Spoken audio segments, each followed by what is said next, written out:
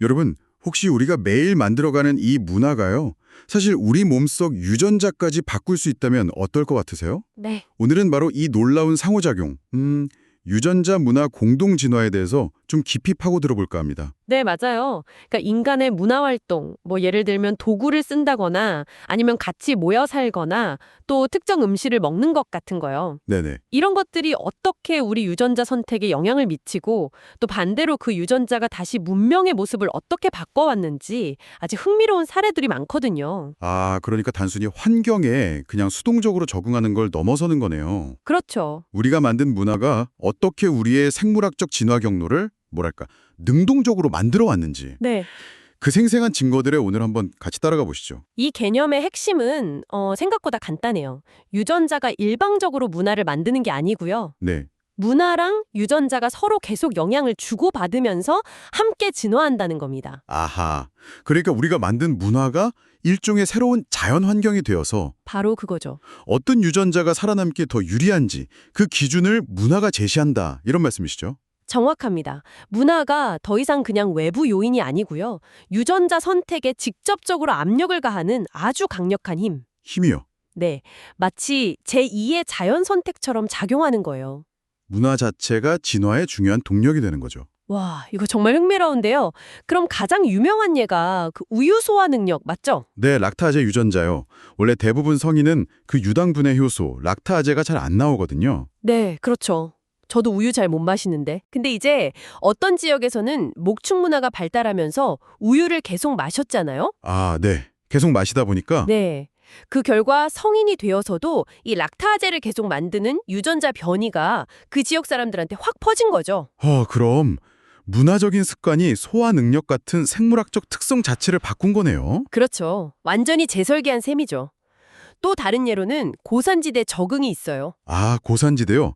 티베트 같은 곳 말씀이시죠? 네, 티베트 고원처럼 산소가 부족한 곳에 사는 분들은 EPAS1이라는 특별한 유전자 변이가 있거든요. EPAS1이요? 네, 그 덕분에 저산소 환경에 훨씬 잘 적응하세요. 몸이 산소를 아주 효율적으로 사용하게 도와주는 거죠. 근데 그 유전자가 어디서 온 거라고요? 그게 놀랍게도 고대 인류인 데니소바인한테서 물려받은 거래요. 데니소바인이요? 와, 그럼 아주 오래전에 그 조상들이 고산지대에 살기로 한 문화적 결정이 네, 데니소바인한테 받은 이 유전자를 가진 사람들에게 생존 이점을 준 거고. 그렇죠. 그 덕분에 오늘날 티베트인들에게 이 유전자가 흔하게 발견되는 거고요. 문화적인 이동과 정착이 유전자 지형도를 바꾼 대표적인 사례죠. 이야, 만약에 고산지대에 정착하는 문화가 없었다면 그 유전자는 그냥 묻혔을 수도 있겠네요. 네, 지금처럼 중요하게 부각되지 않았겠죠. 문화가 특정 유전자의 운명을 결정한 셈입니다. 불의 사용도 빼놓을 수 없잖아요. 음식을 익혀 먹는 문화. 아, 그것도 정말 중요하죠. 단순히 편리한 걸 넘어서 우리 몸 자체를 바꿨다면서요? 턱이랑 치아가 작아지고 소화기관도 변하고. 맞습니다. 수십만 년에 걸친 문화적 행위가 결국 우리 몸의 설계도, 즉 유전자에 각인된 결과라고 볼 수 있어요. 문화가 신체 진화의 방향을 틀었다는 거네요. 정말 대단한데요. 인간다움의 핵심이라고 할 수 있는 언어도 마찬가지예요. 이 복잡한 언어라는 문화는 뇌 발달과 정말 뗄 수가 없죠. 뇌 발달이요? 네, 언어 처리에 특화된 뇌 영역들이 더 정교하게 발달하고 또 언어 능력이나 학습에 중요하다고 알려진 FOXP2 같은 유전자 있잖아요. 아, 네네. 들어봤어요. 그 유전자도 인간에게서 더 복잡하게 기능하도록 선택되었을 가능성이 아주 높습니다. 문화가 뇌라는 하드웨어 그리고 언어라는 소프트웨어 모두에 깊숙이 영향을 준 거죠. 그렇군요. 그럼 농업의 시작은 또 어땠을까요? 그것도 엄청난 변화였을 텐데요. 맞아요. 농업과 함께 시작된 정착 생활, 또 가축과의 밀접한 접촉. 이게 완전히 새로운 질병 환경을 만들었어요. 아, 새로운 병원균에 노출되는 거군요. 그렇죠. 이게 우리 면역 시스템, 특히 그 HLA 유전자군이라고 다양한 병원체에 맞서 싸우는 유전자들의 강력한 선택 압력으로 작용한 거예요. 그래서 지역마다 면역 유전자 패턴이 다르게 나타나는 거고요? 네, 그 지역의 주요 병원체에 맞춰서 면역 유전자가 다양하게 진화하게 된 거죠. 와, 근데 이게 과거 이야기만이 아니잖아요.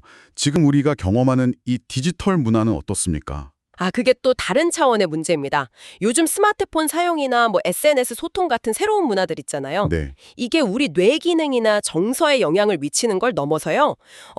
유전자 서열 자체를 바꾸는 건 아니지만 유전자 발현 방식을 조절하는 후성 유전학적 변화를 일으킬 수 있다는 거예요. 후성 유전학적 변화요? 그건 DNA 설계도는 그대로인데 스위치를 껐다 켰다 하는 방식이라고 들었는데요. 네, 맞아요. 예를 들어 만성 스트레스가 특정 유전자가 켜지고 꺼지는 걸 바꾸는 것처럼요. 현대의 디지털 생활 습관 같은 문화적 요인들이 실시간으로 우리 몸의 작동 방식을 미세 조정하고 있을 수 있다는 거죠. 그럼 이게 다음 세대에도 영향을 줄 수 있다는 건가요? 그게 바로 중요한 질문입니다. 지금 우리의 이런 디지털 문화가 과연 다음 세대에게는 어떤 생물학적 흔적을 남기게 될지 아직 예측하기 어렵다는 거죠. 와, 정말 생각할 거리가 많네요. 결국 이 모든 사례들을 보면 문화라는 게 단순한 배경이 아니라 그렇죠. 우리 유전자의 운명에 직접 개입하는 뭐랄까 강력한 조각가 같은 존재군요. 맞습니다. 인간은 스스로 환경을 창조하고 또 그 창조된 문화 환경을 통해서 다시 자신의 유전자를 선택하고 다듬어 온 거죠.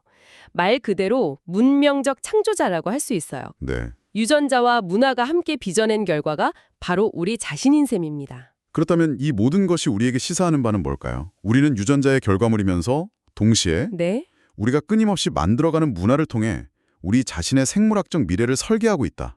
뭐 이런 뜻이겠네요? 정확합니다. 진화는 더 이상 유전자만의 이야기가 아닌 거죠. 네. 오늘 정말 유전자와 문화가 어떻게 서로를 만들고 변화시키면서 함께 진화해왔는지 그 역동적인 관계를 흥미롭게 살펴봤습니다. 네, 인간은 자신이 만든 문화에 의해 끊임없이 재창조되는 존재이고 이게 바로 인간 진화의 아주 독특한 엔진이라는 점을 기억하면 좋겠습니다. 마지막으로 여러분께 이런 질문을 한번 던져보고 싶습니다. 요즘 인공지능, 유전체 편집 기술, 또 엄청나게 빠른 디지털 사회 변화처럼 문화적 변화가 그 어느 때보다 빨라지고 있잖아요. 네, 그렇죠. 어쩌면 진화를 단순히 생물학적인 변화로만 볼 게 아니라 네. 문화, 기술, 그리고 윤리까지도 통합적으로 상호작용하는 복잡하고 역동적인 시스템으로 바라보는 시각이 필요하지 않을까요? 그게 미래의 인간, 소위 호모 인텔리전스로 나아가는데 중요한 열쇠가 될 수도 있겠다는 생각이 듭니다. 이 질문에 대해 한번 깊이 생각해 보시면 좋겠습니다.